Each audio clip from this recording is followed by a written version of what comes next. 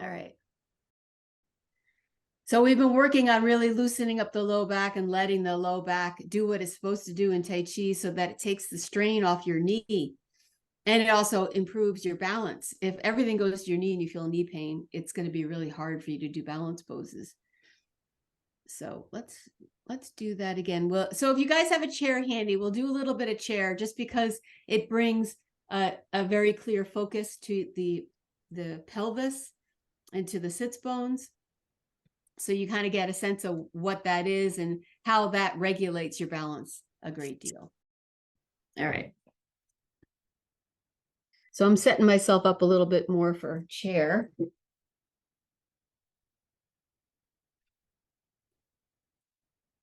All right, so we'll start with our usual warm-up, which is to circle the hips. So those of us who are on the East Coast here, you might feel a real difference from this week was like January in some ways. It got cold, like winter cold, and now we're more in the going up to 50 again. So you're noticing how that affects your tissue. You might find yourself a little more mobile, maybe the joints a little less cracky.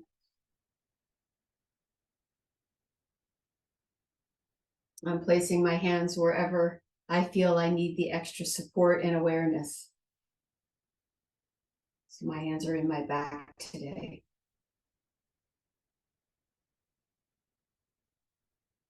And then circle the other way.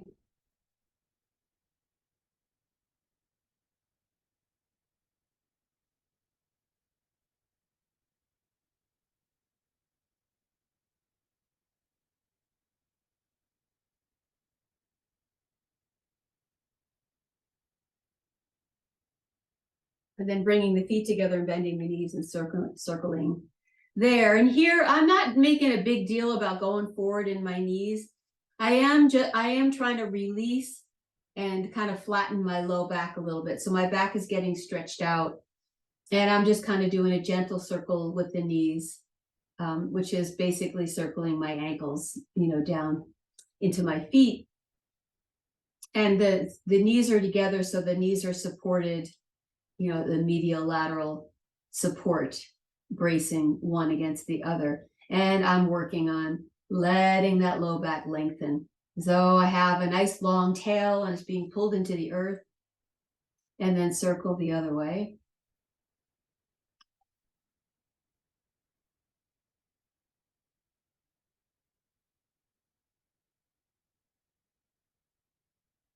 All right, and I'm going to roll the shoulders.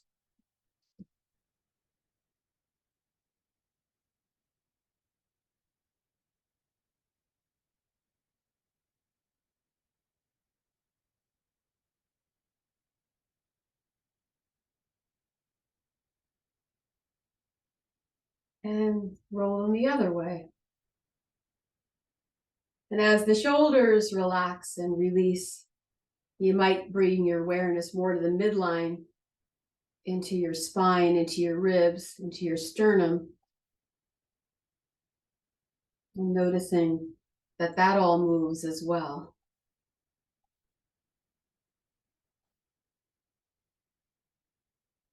And then last, I'm lifting my crown ear to the shoulder and dropping my nose forward and ear to the other shoulder.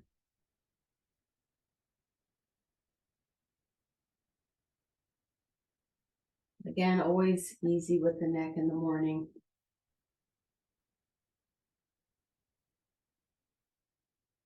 Lifting my nose and then dropping it forward.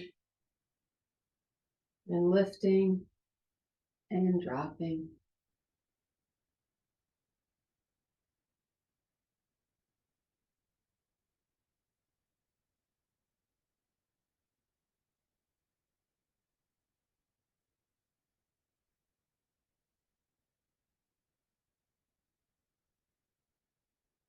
And then turning out my opposite hand.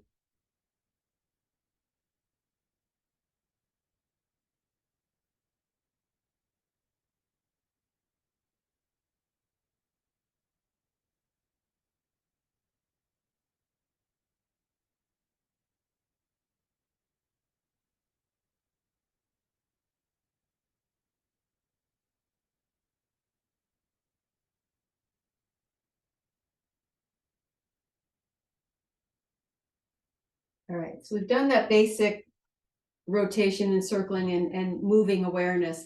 Just take it to the chair, because if you take your sits bones to the chair, you're bringing your awareness to the middle.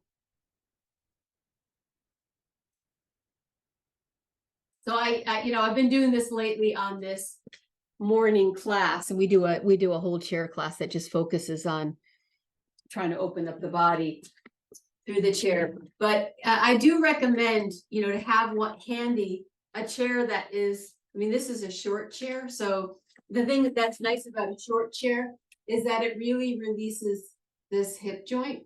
So if you're in a taller chair, your femurs might actually head a little bit downhill. And if they're heading a little bit downhill, it'll be a little harder to relax your back.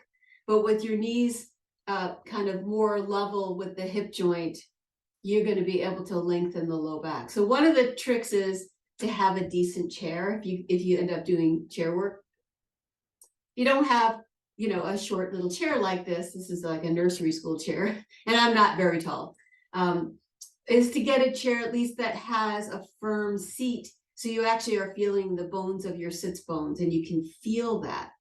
And if you can feel that, you can see that maybe your pelvis is the thing that's throwing your shoulders off. When you're standing, your legs have gotten so used to compensating for whatever's twisting above. You take the legs out of the picture, you can see where the twist might really be coming from. For a lot of us, it really is the joining of the legs and the torso through the hips. That's the area that gets off kilter. And then it sets everything else in motion, including your bite, the base of your skull, your shoulders, your ribs, your knees, your ankles, everything. We're looking for that levelness between all these joints going up, the horizontal relationships. And if I'm twisted in the pelvis, there's where the problem begins. So I'm going to find my sits bones and relax my weight into my sits bones, and then just feel a little bit of elevation, not trying too hard. You're just kind of opening up your spine all the way to your crown so that you can find a place where you could better balance your torso weight on your sits bones. All right, this is a smaller isolation. I'm going to draw my navel in enough that I feel like I'm rolling a little bit to the back of those sits bones. And the stronger you are in the core, or the more posteriorly tilted you naturally are in your pelvis, the easier it is for you to roll to the back. And then roll to the front of your sits bone. So it's like you're sticking your tailbone out back and you're letting your belly come forward. So I could take a hand in the front, I could take a hand in the back, and this is probably the best way for you to start to figure out how to do anterior, posterior pelvic tilt is in the chair. So I'm going to roll to the back of my sits bones and feel my back kind of flatten or even round to the back. And I feel a little tone in the front, keeping me stable and from falling backwards, right? And then I'm going to roll the other way where I have a little hollow in my low back and I'm letting my belly come forward and down. So roll to the back of the sits bones and roll to the front of the sits bones. You might even feel the upper hamstring attachments. Roll to the back of the sits bones. Again, this is why firm chair helps. It gives you better feedback than a chair with a cushion. Rolling to the front, rolling to the back. Anterior, posterior pelvic tilt. And we are doing this all the way along with Tai Chi. We're always governing where we want to send the energy, to the front or to the back, through being able to kind of manipulate this area, right? So if I come back to a place that feels like I'm sort of in the middle of sits bones, not sitting on the back of them, not sitting on the front of them, it's sort of sitting in the middle, and just let go.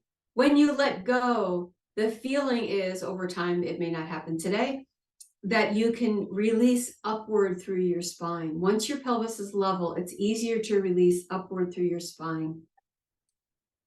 And then it's easier to balance here. So let's say you were all day long, you were on a computer, right? And your chin is forward. I'm exaggerating to make the point. Your chin is kind of forward. You're rounded in your back, or you're really grabbing with your low back, you know, and you're just kind of stuck in this position. What we're trying to do by working the posterior anterior pelvic tilt is that we're trying to loosen up the whole spine and get it out of the fixed state all the way up through the neck, so that when I sit and balance my spine on my sits bones, it takes less work. Okay, this is work all the way, you know, this, anything that's putting me out of a good position with gravity is going to be work on my skeletal system. And the spine is really meant to be free and articulate and send us in different directions. It isn't meant to carry our body weight, but because of the habits we get into, we end up carrying our body weight. So I'm looking for that middle way. So we're going to do something that's a little bit more gross movement, so that you can feel full flexion and extension of the spine. So I'm going to open my heart and open my throat, and I'm going to bend forward at my hip creases. So sorry, I'm going to do this from the side. So I described this, but I'm going to show it. So I'm opening my heart and I'm opening my throat, and I'm folding at my hip creases. And this is putting my upper back into extension. So it's going to oppose what we normally do, which is the upper spine. The thoracic spine is usually kyphotic or rolled forward. So I'm opposing that. And then I'm going to just relax. And when I relax and let my head drop, as long as your sinuses are okay with this, if you let your head drop, you might feel a tugging or a pulling on your low back. So those of you who do yoga, this is like child pose in a chair. Okay, and then I put my hands on my lap and draw my navel towards my spine, so that I'm using a little bit of core, but I can use my hands and my core and slowly stack my spine up. And now I'm going to go the other way. So I'm going to draw my navel deeply in, roll to the back of my sits bones, and bring my head so that it's pointing forward. So I'm going to C-shape forward. And then I'm going to roll back up. And what I'm trying to do here is release all the little ligaments that attach my spinous processes together that are holding me in that stuck position. I'm trying to get them to mobilize. So I open my heart and open my throat and bring my shoulders together, fold at my hip creases. And I kind of hesitating here because it's a nice feeling to have your upper back in extension a little bit. And then let all that go and let your low back get stretched out as you drop your head forward. To come out of this, I'm going to use a little lower core. So just drawing my navel towards my spine, but I can also use my hands. So if your back is bothering you, definitely use your hands. It takes a while to get used to deferring to the core instead of the back. Last, lift the crown. And each time I do this flexion and extension of my spine, I have a little more space in the spine and I sit a bit taller. And one more time, draw the navel in, roll into that posterior pelvic tilt, and then folding around your solar plexus and let your chin drop so you're rolled forward. And then as though somebody's got the top of your head, pulling you up towards the ceiling, nice and tall. Okay, so that's a start. I'm not going to do, we do an entire series in every direction to open up the whole spine. But today I'm going to stay very focused on this anterior posterior pelvic tilt. So we just did flexion and extension of the whole spine. Now just go back to the mini one, where you draw your navel and you roll to the back of your sits bones. So you open up your low back, and then you let your belly go forward and you hollow your back a little bit. So that's hollow back. Roll the back open. And this is the movement that we end up using throughout the form to regulate how much energy we want to go forward and to go back, and also to find where neutral is. Neutral is not rolling back nor hollowing my back, but it's somewhere in the middle. And that's the spot where my spinal energy will be balanced in gravity most. So if I spend the time doing that, getting the pelvis to really be much more level, and there's a lot more to getting the pelvis to be level. But if my sits bones are level, I can go up to my shoulders now and say, well, what are these guys doing? If my hips were off, my shoulders are generally off in the opposite direction to try to balance me. So as I balance my sits bones, I can take my shoulders and lift one and lift the other. And you'll notice if you do this enough, a high shoulder will feel like the shoulder doesn't yield away from the neck. So it's usually your dominant side. So my dominant side is a little more up. It's harder for me to get the shoulder to go out and down. Okay, so I'm right-handed. I do some pretty heavy duty work with my right side. And I have to work on regulating, letting that side sink down and, alternating like you're on a seesaw. Let one shoulder go down, the other shoulder go down. This is going to have a lot to do with how my head sits on my cervicals. Because if I'm up like this all the time, I'm shortened on this side. My head is probably tilted like this, right? So I'm just doing the angles. I'm exaggerating. My head tilt is like this. My shoulder tilt is like this. When I stand, my hips will go the way my head went, generally speaking, not always. But that's an example of what the body tries to do to compensate for the fact that you're off in your pelvis. If I'm off in my head, part of what keeps me in balance is sensing the horizon. And if my eyes are already off a horizon, I go to pick up my leg and everything slides off from that point. My eyes and my pelvis are related. Where my jaw and my pelvic bowl are related. Trying to keep this hole open and level really regulates how the head sits and how the thorax sits. All right, so that's just a little mini on the chair. Let's go back to, how does this have anything to do with balance? Okay, I'm gonna change this. We're coming into the holiday season. Even if you don't celebrate any particular holiday, it affects you anyway, because you're out in traffic and there's all kinds of things going on, and balance is a tricky thing to keep in life. So now I'm going to step out slightly wider than shoulder width, and I'm going to play the pelvic tilt game. Okay, so I'm going to just take my pelvis and I'm going to drop it. Remember how your back, felt like you were sitting on the back of your sits bones and your back really opened, and you're going to feel a little tone down here, and then you release that and the back gets hollow. So what I'm doing with my knees is I'm just keeping them a little soft, so it makes it easier for me to do. If I'm straight-legged, I'm going to be stiff in the pelvis. So that's a good thing to know. When we're really stiff in the knees, we're going to be stiff in the pelvis. If I soften the knees, I can move my pelvis. So I want to open my back. I feel the lower abs working, and then I release the abs, release a little bit. The back gets shorter. Back gets longer, the front gets shorter. Front gets longer, the back gets shorter. Posterior, anterior pelvic tilt. If I'm going to regulate a lot of what happens to the rest of my body by doing this motion, I have to learn this motion, right? So the typical Tai Chi starter class will say, drop the tailbone. And dropping the tailbone is to lengthen the spine really in both directions, up through your crown and down through your tailbone. But how you do that, given what your issue is, one person will have a really flat back and they have a tendency to lean back. And another person will be very anteriorly tilted and have less tone in the lower abs. But if you use a little tone in your lower abs and length through your low back, you're more likely to find a balanced pelvis. And it's easier for you to find the lift through your crown.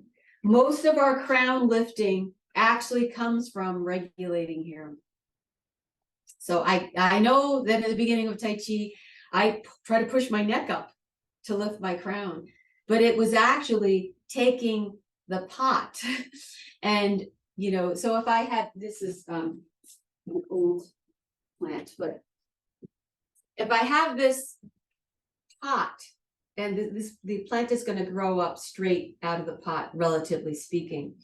If I put this pot on its side for a year, the plants would start growing, you know, so they would grow straight up, but really they'd be out to the side if I put the pot right again, right? So we're trying to get the pot level so that the stem can grow straight up, right? So how I lift my, and maybe that plant wasn't the best example, but you get the general idea.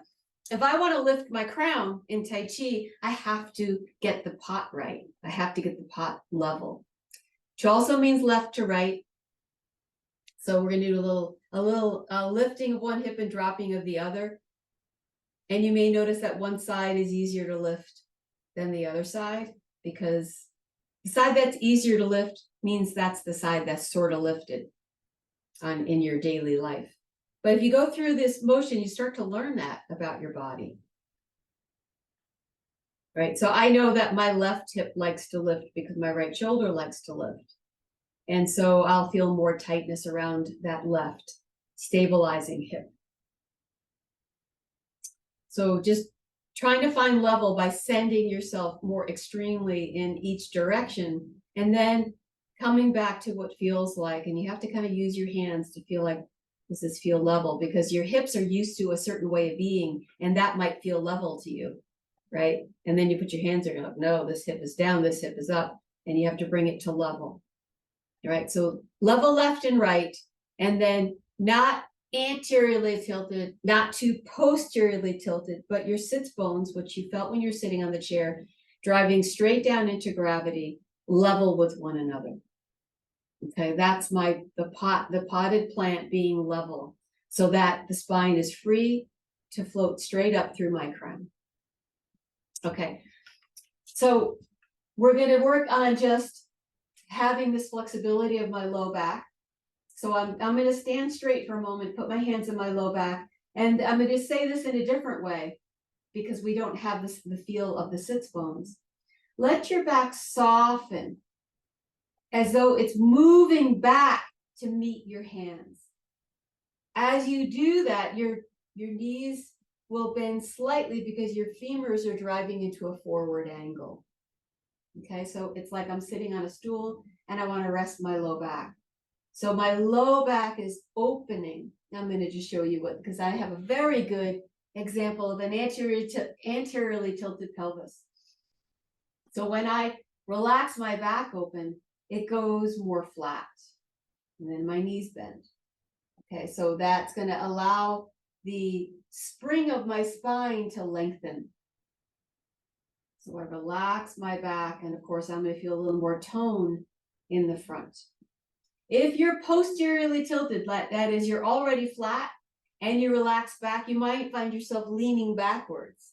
So instead of doing that, what you want to do is feel your hip creases and soften them so that the spine stays straight up and down. Okay, so looking for that level. So if you guys who have been having knee issues, you want to put your mind in, if something's going forward, something needs to go back. My knees already, by the nature of the way they're built, they already bend forward. So I don't need to think forward. I need to think open my back. So every time I bend my knees, my back should be the first thing to move. I open my back, my tailbone drops into the earth, my sits bones are more regulated, and then my knees bend forward. Okay, so this energy is going back to go forward. Back to go forward. And the net result there is your core will get stronger and you won't be so reliant on your back. A lot of back pain is that abs are loose. Anybody's going to PT for back pain knows that. They make you work your abs because you need strength here and here. But if this is loose, you do all the work here. And if this is toned, you can release the back and lengthen the back so it's not so squished. All right, so we're going to take this into balance. So I'm going to sit and I'm going to turn, when I sit, I'm doing all the things that I just said. I'm opening my back. I want to see this as a, oh, so releasing from my back. When I bend my knees, I want that to be a back release. I want to feel the back. Okay, I'm holding that invisible ball, and I'm going to turn on my heel, and you can do this mirror image. So it's not so confusing if you're like me, words left and right go right out of my head. And now I'm holding the ball on a vertical dimension. So my hand, one hand is above my heart, and the other hand is down at my Dantian, the Dantian being 3 finger widths below your navel, right? So I'm holding the vertical ball. My heart is facing the my right toes, the toes that I turned out, your left toes if you're doing mirror image. Peel up the heel and transfer your weight so that your crown and your tail is over the middle of your foot. And so those of you who are doing much longer, much more involved Tai Chi, when you take those long steps, every increment that your knee goes forward, your back should relax more. So the problem is that I get here and I go, oh yeah, open my back, and I turn and I transfer the weight, and then I go to pick up this leg, but I don't change the back. And I end up doing that. So as I pick up my knee, I want to lengthen and open my low back, or in other words, rolling onto the back of my sits bones a little bit more as I pick up my knee to go forward, so that my back is opposing the forwardness of my knee. Okay, so a way to practice this, we did this on Thursday, is when you shift your weight, crown over, tail over foot, put your fingers on your the knee that's going to come forward, and put your other fingers in your lower core. So that means just below your navel, between your pubic bone and your navel. That's about the spot of your Dantian. And when you start to think about bringing your knee up, oppose that energy with your fingers, right? Oh, and if it goes straight to your back, you know you're using your back. But if you use where your fingers are, you draw in at your navel to push up through your fingers, it's all core. Core that's helping my knee. So the more I use my core, the more my back opens back to send my knee forward. This has implications all over the place for doing Tai Chi, because now I go and do my step. When I'm bringing this leg forward, I got to use more core to open up my back to send my leg forward, almost as though I'm moving through resistance. I'm trying to push my leg through, like I'm pushing it through water. I'm pushing it through resistance. And I'm using my core and opening my back to send my leg forward. I go to put my leg out. I have to really be open in the back. And then when the heel hits the ground, I can release the back hip and move forward. Okay, so great little game. And there are some other core exercises that if you guys are interested in, I'll show you on a flat surface, things that you can do to build your core so that you don't use your knees. But we're going to just stick with this exercise for a few more moments. I turn, shift my weight, crown over, tail over, foot. You bent the knee, the heel came up, you bent your knee. Just put one set of fingers at your Dantian and the other one right at your leg, and try to push into your fingers. And notice, oh, am I tightening my back? Because if you're tightening your back, that's what you do when you go to lift up your knee, and then your other knee hurts. Instead, use a little bit more energy at the Dantian as you push into your lower fingers. You'll start to feel it. The back opens instead of tightens. And just keep that energy going as you bring the knee forward. You'll start to get a whole different feeling in your pelvis. Much more open. So do that same thing on the other side. So this is what I mean by learning how to use anterior, posterior pelvic tilt on the chair, because that's what you're doing when you're kind of manipulating your core to make it easier on your legs. So again, I open my back just as I sit, and then I'm going to open my quad, keep my knee with my toes, turn the other toes out. Heart is with the toe. I'm going to peel up my heel, right? So that's peeling up my heels, transferring my weight, but I'm still very connected to the ground here. I want to find crown over tail over foot. As soon as I think forward with that knee, I put the hand on the Dantian, put the hand just above the knee, wherever the fingertips can get to. And then think about pushing your leg forward in space. And if you tighten your back, you're going to loosen the front. And that's not what you want. If you use the front, you're going to open the back, and the back opening is going to oppose the forward movement of the knee. And now you're doing a resistive exercise for your whole core. Right, so we'll do that again. We regulate the pelvis, pivot out. When I pivot out, I open up this hip, keep the knee with the toe. The other toes go outward. And I'm going to peel up my heel to shift my weight. Crown over tailbone over foot. You just want to get your vertical alignment. But before you think of going forward with that knee, up and forward, go to your core, use a little more core, push into your fingertips on your thigh, and really just draw the core in, push the up through a little resistance, and feel the back opening.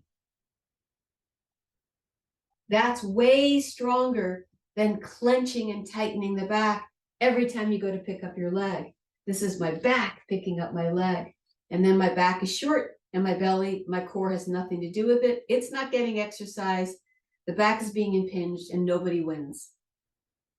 So I'm going to do that sit, open up the thigh, turn, shift the weight, crown over tail over foot. And before you do, trying to go up and forward with this leg, find your Dantian.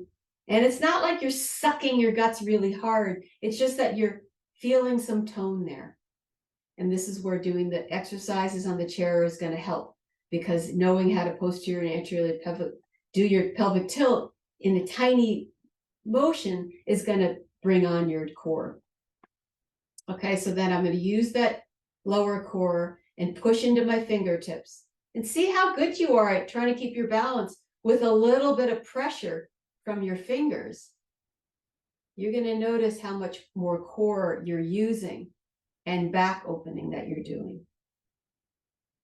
And if you guys just say every day for a week, I'm just going to do that exercise. I'm going to try to lengthen my back and use my core. Your hips are going to get stronger, more mobile. Your core is going to get stronger. And your knees are going to say, hey, I like this job a lot better. You won't be putting that impact on the weight-bearing knee. All right, so one more time, and then we'll go into side to side. So I'm sitting, and I'm opening, and I'm peeling up my heel so that my head and my thorax and my pelvis are lined up over my foot. And then before I go to pick up that foot, I want to keep shoulders and hips level with the floor. And I'm adding just a little bit. So this is kind of advanced. In the beginning, when you first start doing balance, you just want to focus on keeping your horizontals horizontal. But those of you who've been doing this a while, you really want to start adding a little lower core, a little pressure on that leg, and really let yourself open the back as the leg comes forward. The back is still opening, the back is still opening, the back is still opening, the back is still opening. Back is still opening as I reach out for the floor, and then I can release the back hip and move forward. All right, let's do the step out on the other side. So regulate the pelvis, open the quad, peel up the heel, crown over tail over foot, put in your assists, fingers on the thigh. And it's like maybe a pound of pressure. It's not like you can exert a lot of pressure with your fingertips, but just enough to activate your core. Crown over tail over foot. When you go to pick up that knee, the tailbone is down, the back is opening, the core is on, and I'm feeling the pressure from my fingers, resisting this movement of my leg coming up. Open the lower leg. Keep opening your low back as you go to reach for the floor. because that knee does not want to be all forward. It's got to have back energy. And then release and roll forward. The feeling is load the spring like you're doing archery. You're loading the string and then you're releasing. So when I come into this position, I'm loading the spring or the string, opening the leg, opening the back. That's a lot of leg to have forward, and then release. Okay, so if that adding the pressure for you is too much, go back to, oh yeah, I got to just get my head mass over my thorax mass, over my pelvis in alignment, and then make sure I'm not taking my shoulders and putting them up and down. Keep them level, keep your hips level. Remember, your sits bones are under there. They need to stay level. And then just try to work on that. But if you're moving on to, greater form and depth of your form and understanding, you want to do this resistive work. Use the core, open the back against the leg going forward. This leg is moving forward and up in space. The back has to go back and the tailbone has to go down, because our movement, the energy is in a sphere. So if this leg is coming forward and up, something's got to go back and down, because the whole thing is a turning sphere. So if I'm turning this sphere or turning this ball and you freeze in your back, that's why you're falling over. So when I'm coming to one side and I want to bring that knee forward and up, I have to have a feeling it's going to be smaller, but of the back opening back and down. And that's why it looks so quiet out here. It's quiet because the fingertips stayed on the ball and are supporting the sphere shape. Inside my body, the whole sphere is connected. So that's something that as you practice, the trick of that is understanding the mutually opposing energy, that one side supports the other. And when I stop supporting the movement that's on the outside, when the inside movement stops supporting the outside movement, you lose your balance. Okay.